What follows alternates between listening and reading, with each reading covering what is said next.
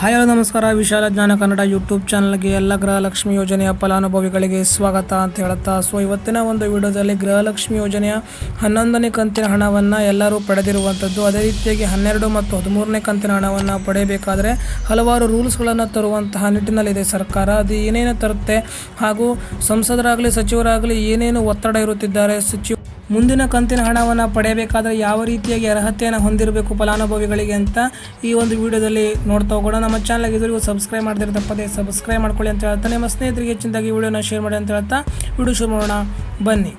ಗೃಹಲಕ್ಷ್ಮಿ ಯೋಜನೆಯ ಒಂದು 11ನೇ ಕಂತಿನ ಹಣವನ್ನು ಈಗಾಗಲೇ ಜಮೆ ಮಾಡಿರುವಂಥದ್ದು. ಅದೇ ರೀತಿಯಾಗಿ 12ನೇ ಕಂತಿನ ಹಣವನ್ನು ಜಮೆ ಮಾಡುವ ನಿಟ್ಟಿನಲ್ಲಿ ಇದ್ದಾರೆ.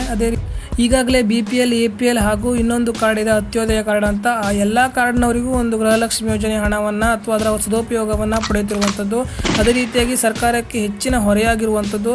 ಆದರೆ ಸರ್ಕಾರದಿಂದ ಅಂದರೆ ಮಹಿಳಾ ಮತ್ತು ಮಕ್ಕಳ ಕಲ್ಯಾಣ ಇಲಾಖೆ ಸಚಿವರಾಗಿರುವಂಥ ಲಕ್ಷ್ಮೀ ಹೆಬ್ಬಾಳ್ಕರ್ ಅವರು ಯಾವುದೇ ರೀತಿಯ ಹೇಳಿಕೆಯನ್ನು ಇದುವರೆಗೂ ನೀಡಿಲ್ಲ. ಅಂತಂದರೆ BPL ಕಾರ್ಡ್ ಅಥವಾ ಅಂತ್ಯೋದಯ ಈ ಒಂದು ಕಾರ್ಡ್ದವರಿಗೆ ಮಾತ್ರ ಒಂದು ಗೃಹಲಕ್ಷ್ಮಿ ಯೋಜನೆಯ 13ನೇ ಕಂತಿನ 14ನೇ ಕಂತಿನ ಹಣವನ್ನು ನೀಡುತ್ತೇವೆ ಹಾಗೂ APL ಕಾರ್ಡ್ದಾರರಿಗೆ ಒಂದು ಗೃಹಲಕ್ಷ್ಮಿ ಯೋಜನೆ ಹಣವನ್ನು ನಿಲ್ಲಿಸ್ತೇವೆ ಅಂತ ಇದುವರೆಗೂ ಮಾಹಿತಿಯನ್ನು ಇದುವರೆಗೂ ಹೇಳಿಲ್ಲ. ಆದರೆ ಹಲವಾರು ಒಂದು ಸೋಷಿಯಲ್ ಮೀಡಿಯಾಗಳಲ್ಲಿ ಈ ಒಂದು ಮಾಹಿತಿ ಹರಿದಾಡ್ತಿರುವಂಥದ್ದು. ಗೃಹಲಕ್ಷ್ಮಿ ಯೋಜನೆ 11ನೇ ಕಂತು 12ನೇ ಕಂತು ಮುಂಬರುವಂತಹ ಕಂತುಗಳನ್ನು BPL ಕಾರ್ಡ್ದಾರರಿಗೆ ಮಾತ್ರ ನೀಡ್ತೇವೆ ಅಂತ. ಆದರೆ ಬರುವಂಥ ಚಾನ್ಸಸ್ ಇಲ್ಲ ಅಂತ ಹೇಳಿ ನೆಗ್ಲಿಜೆನ್ಸಿ ಮಾಡುವಂಥದ್ದು ಇಲ್ಲ. ಆದರೆ ಮುಂದಿನ ದಿನಗಳಲ್ಲಿ ಬಂದರೂ ಕೂಡ ಬರ್ಬೋದು. ಸರ್ಕಾರಕ್ಕೆ ಹೆಚ್ಚಿನ ಹೊರೆ ಬೀಳುವುದರಿಂದ ಅವರು ಬಸ್ಸಿನ ಒಂದು ಶಕ್ತಿ ಯೋಜನೆಯ ಬಸ್ಸಿನಲ್ಲಿ ಪ್ರಯಾಣಿಸುವುದು APL ಅಥವಾ BPL ಎಲ್ಲ ಒಂದು ಕಾರ್ಡ್ದಾರರಿಗೂ ನೀಡ್ಬೋದು. ಆದರೆ ಮುಂದಿನ ಒಂದು ಕಂತಿನ ಹಣ ಪಡೆಯಬೇಕಾದ್ರೆ ಹೊಸ ಅಪ್ಡೇಟ್ ಕೂಡ ಬರ್ಬೋದು. ಅಂತಂದರೆ BPL ಮತ್ತು ಅಂತ್ಯೋದಯ ಕಾರ್ಡ್ ಇರುವಂತಹ ಒಂದು ಕುಟುಂಬದವರಿಗೆ ಮಾತ್ರ ಗೃಹಲಕ್ಷ್ಮಿ ಯೋಜನೆ ಹಣವನ್ನು ನೀಡ್ತೇವೆ, ಉಳಿದಂಥವರಿಗೆ ನೀಡಲ್ಲ ಅಂತ ಕೂಡ ಬರ್ಬೋದು. ಆದ್ದರಿಂದ ಮಾಹಿತಿ ಇರುವಂಥದ್ದು.